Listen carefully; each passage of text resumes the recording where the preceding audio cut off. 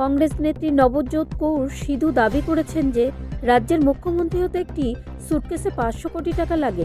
কংগ্রেস যদি তাকে মুখ্যমন্ত্রী মুখ হিসেবে ঘোষণা করে তবে তার স্বামী নবজ্যোৎ সিং সিধু সক্রিয় রাজনীতিতে ফিরে আসবেন বলে দাবি করে তার এই মন্তব্য তীব্র রাজনৈতিক প্রতিক্রিয়া সৃষ্টি করেছে এবং পাঞ্জাব কংগ্রেস ইউনিটের অভ্যন্তরীণ কোন্দলকে পুনর্জীবিত করেছে।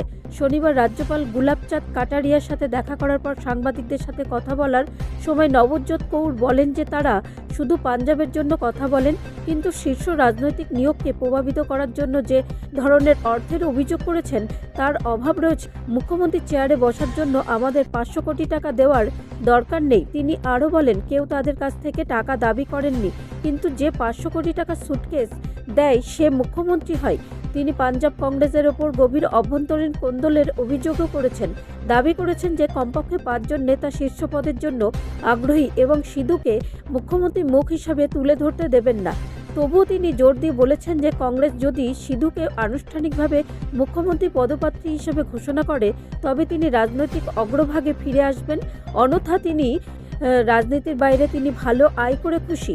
ভারতীয় জনতা পার্টি নবজ্যোৎ কৌরের বক্তব্যের প্রতি দ্রুত প্রতিক্রিয়া জানিয়েছেন। এটি কংগ্রেসের প্রাতিষ্ঠানিক দুর্নীতির প্রমাণ বলে অভিহিত করেছেন।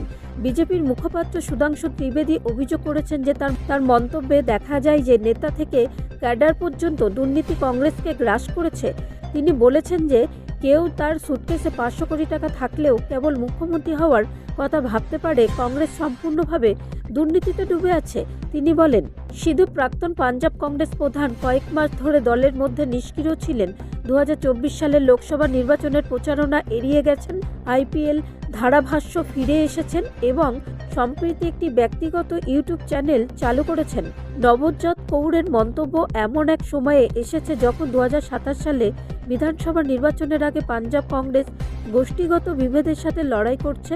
তার মন্তব্য অভ্যন্তরীণ কোন্দল এবং দলের নেতৃত্ব শূন্যতা উভয়কে জনসাধারণের দৃষ্টি আকর্ষণ করছে। ব্যুরো রিপোর্ট, রাষ্ট্রীয় প্রসার বাংলা।